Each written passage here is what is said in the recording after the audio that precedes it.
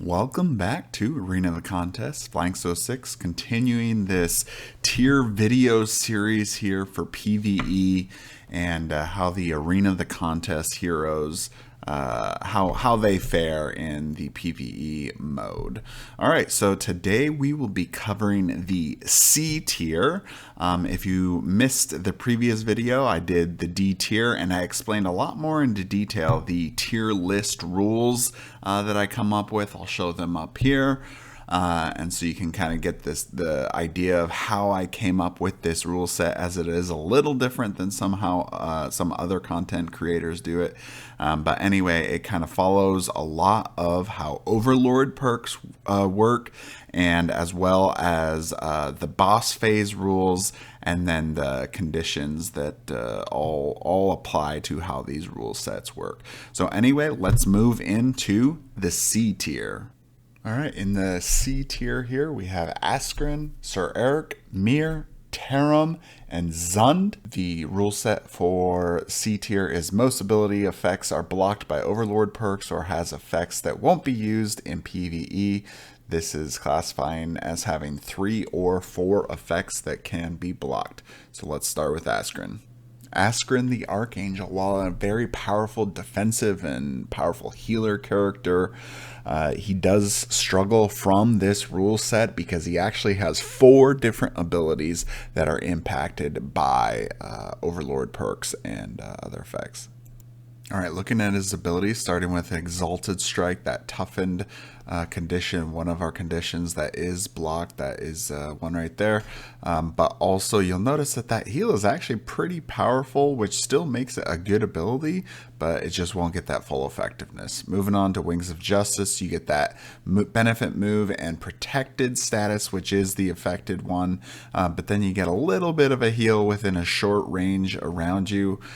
So still a good ability, just not full effectiveness. Third up here we have Holy Light, where you're another interrupt ability where you're taking drawback, and this one actually doesn't even negate the attack, but it just reduces the amount of damage that the boss would do, and since that conflicts with the Overlord perk, then he still doesn't get it. He still takes that, but you do get at least 16 health, but in total it's only 6. Last up, Celestial Armor, 20 damage, and arguably probably one of the most powerful permanents in the game because you get Toughened and Bless, Toughened being the condition that is impacted, and it only is up as long as Askren is living. There's some downsides to it as well, but is incredibly powerful permanent, but it does kind of block him some, so that is 4 for Askren. Next up is Sireric the Paladin, great defensive and healer character, but just, you know, he suffers the same type of issues that a lot of these tanks and more defensive type heroes are going to suffer from. So we see Holy Sword, Toughened is being blocked, Shield of Faith, protected status, and then we have another interrupt with Barrier of Light, where basically he's getting a trade of 6 health for doing that special, and that is it. So unfortunately those are a lot of things that block his 3 abilities that he's impacted by, but he does have some other cool things like Divine Sacrifice, where he can put out a very powerful heal and do a decent amount of damage with that special. But you know, overall, Sireric, a lot of different healing and defensive type abilities, which will be partially blocked, but that, of course, can still be very useful throughout the rest of the campaign, just not against overlords or bosses. Mir the Assassin, while a great damage tactician, she does suffer from 3 different effects that will get blocked from the rule set. We have Weakened from Nightshade Poison, Cursed from Ambush, and then the permanent from River of Blood can be removed from the phase 1 boss effect. Anyway, still a very great hero where can prevent some healing, which doesn't happen a lot in PvE, but great, of course, in PvP. Ambush, being able to not make specials, not great in PvE as well. Shadow Dance is honestly the best ability there. You can do some really crazy things, being able to move through the battlefield, through walls and things and enemies without needing to walk around. So she's got a lot of potential there, but she is inhibited by these 3 different abilities. And then last we have River of Blood, where you're going to do 20 damage, and then you get to put the permanent of 6 damage at the end of all the enemy's turns. Like I said, gets removed from the boss phase 1, and just generally not really going to be super worth it for a lot of regular minions, but still a great ability, especially in PvP, but not great in PvE. Tarim, the Cleric, possibly one of the best healers in the game, does actually end up suffering from some of these conditions and effects that are prevented from the different game, unfortunately. So looking at his abilities here, we have Sacred Flame, where you get to remove from an ally all temporary effects applied by enemies. Not too often that we're seeing a lot of those, so really the main benefit of this is getting that 8 healing, which is pretty massive. Moving on to Sanctuary, Toughen, of course, another condition that's blocked, and then immune to new effects from enemies. That can be useful, but not always. And then Miracle, we have another interrupt ability where you get to negate an attack, and then you or an ally within range regains 8. So really this is actually a minus in total. It's a -2 if you can't actually negate the attack. So Miracle is really not good at all in PvE.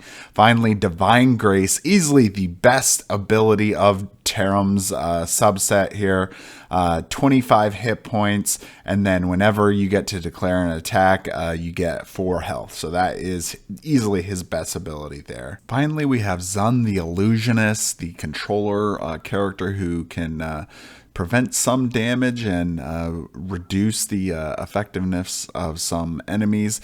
Just really is not very effective in PvE. So looking at his abilities, Rainbow Ray there, where you get to prevent somebody from regaining HP, doesn't really get used that often, but I actually didn't include this as part of the count, as at least you get the exposed. Dangerous Choice actually can be a good ability. Unfortunately, it's up to luck, as when you roll the die for this attack, if you get an odd, then you get +9 damage. Otherwise, if your roll is even, then the target can't make a primary or special attack, which of course would not work on the boss at all. So unfortunately, you could just possibly get some really bad luck and have Dangerous Choice not work out for you. Then we have Mirage here, another interrupt ability where you're going to do 6 damage, negating target's attack, which of course completely blocked, and then removing a permanent effect from a combatant, which will not happen very often at all either. And lastly, we have Nightmare, with the permanent of making somebody weaken, which is one of our conditions that is blocked. So overall, Zund has, I'd say, at least 3 abilities that are being locked or negated somehow. And that is why Zund is in the C tier ranking. He has 3 abilities that are not going to provide the same effectiveness as some other heroes. So he can have his benefits, but he's not going to be as strong as some of our other tier ranking heroes we'll see later on. All right, that's it for the C tier ranked heroes. Askren, Sireric, Mir, Tarim, and Zund. All actually, great characters in their own right.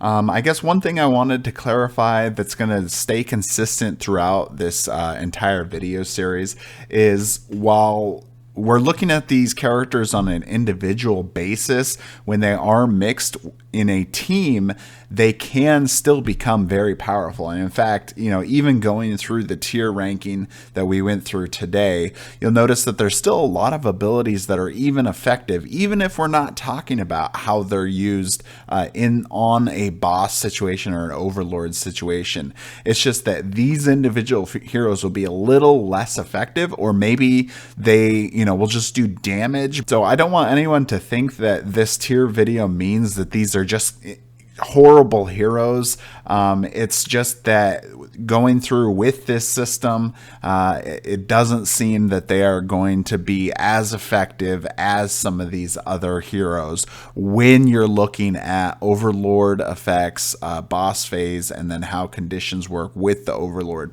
perk rules. So anyway, that is it for today. Thank you so much for watching. Make sure to like, comment, and subscribe. I really appreciate it, and keep giving me the feedback you guys have for these videos. Really kind of see how you want this series to continue developing. I definitely take that into account when I make new videos. So thank you so much. We'll see you at the next one.